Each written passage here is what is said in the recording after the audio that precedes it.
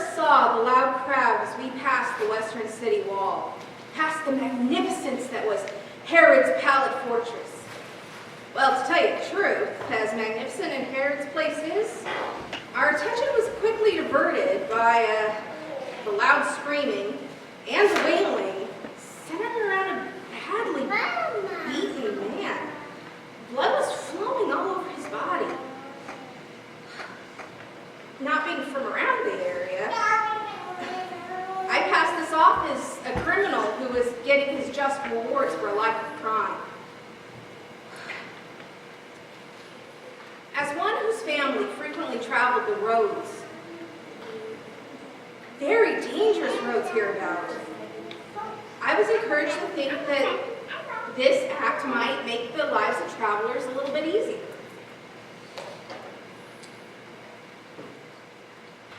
The loud crowd that gathered seemed to be taking great enjoyment from witnessing the fierce beating this man, this criminal, had been receiving.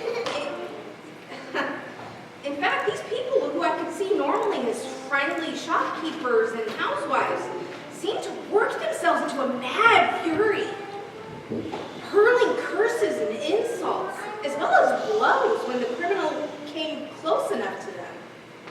Their words made little sense to me. "How is it for you now, King of the Jews?" King of the Jews? How could they be calling this criminal King of the Jews? Didn't Herod declare himself King of the Jews? All I had heard about Herod, vile-tempered Herod, made me certain he would never allow another person to even claim that, even attempt to claim what Herod saw as his due. Another person screamed out as they clubbed the criminal to the ground, "You call yourself the Son of God, the prophet, the Messiah. Then prophesy who's going to hit you next." Yeah. The Son of God? Is this a joke? Surely the man's crime was something much worse than that. It seemed like every other week there would be another person, some demented fool claiming to be the Son of God, the long-awaited Messiah. And each time this happened, the deranged chump would be the laughing stock of the entire community. He would be chased out of town. But surely no one would take this kind of action, beating a man. Through it all, off to the side at a respectable distance, stood Herod, and beside him, Pilate! Now, surely this was a monumentous moment that these two normally unwilling collaborators would be standing cheek to jowl. And then came a cry from the crowd that quickly gathered momentum and the intensity among the fever-pitched crowd. "Crucify him!" Crucify him? Were they asking that this man be crucified for an offense as trifling as making the insane claim of being the Son of Yahweh? Even Pilate objected to this, offering that the person instead be whipped and then released. But the people wouldn't have any of it. This only served to bring a louder and more virulent demands for death by crucifixion. Now, there were also several women about, crying softly, not speaking. One was particularly distraught. As the crowd pushed her closer to the spot where I stood, I heard her voice, sounding strangely like a prayer. My son. Some of the other women gathered around her, attempting to console her. I, shocked, realized this woman was the mother of the poor wretch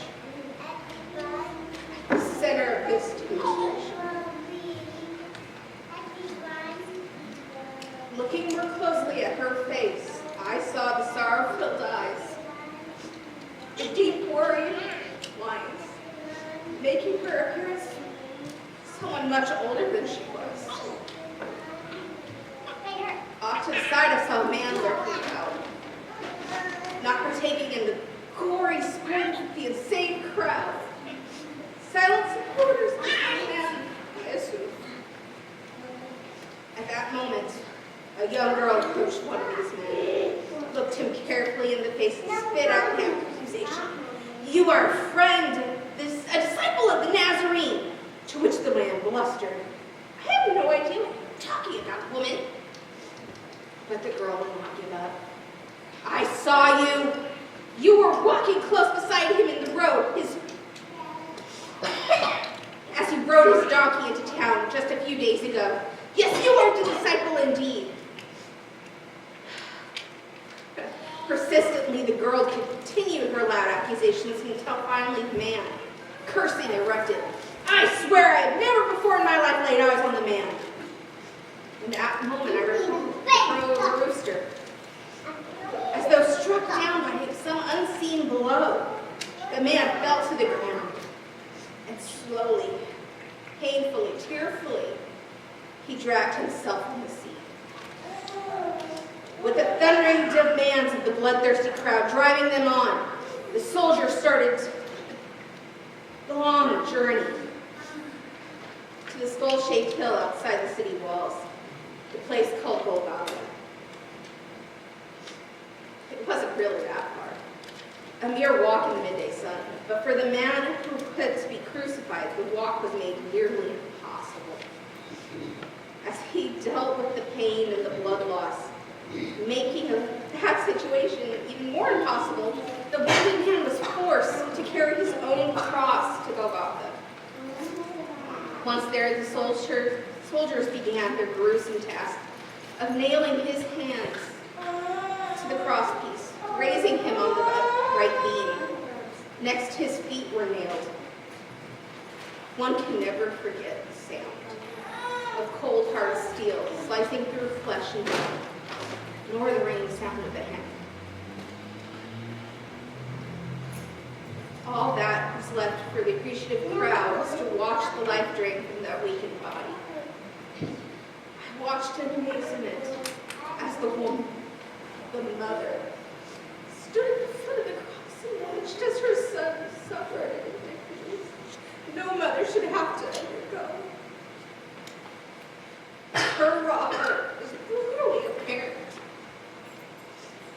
But as well, there radiated from her a sense that this tragedy somehow had to be, as though it had been distant past. I saw the man, the one who had denied all knowledge of the dying man, sneaking back through the crowd. This man, his name was Peter, stood there at the foot of the cross, tears streaming down his face. And his love for the man on the cross was undeniable. After the last painful breath escaped his body, the crass and aggressive Roman soldiers turned strangely silent. The centurion in charge was so moved by the events of the day that he exploded. "Surely, this is the Son of God! Surely, this is the Son of God." I watched in stunned silence as some friends of the dead man came to take his body for burial. In some strange, inexplainable, and wholly impacting way, this horrific, ghastly, and yet marvelous happening had burrowed deeply in my mind. Something in that moment, on that cruel hill, caused me to seek out the mother of the dead man. With words pouring from my lips, I tried to explain to Mary how I seemed to have been changed because of being witness to these events. With a sad smile, and a kind touch of her hand, she connected with me, saying, "Come, stay with us and wait for the third day's coming. Then you shall know what this is all about, and you will be changed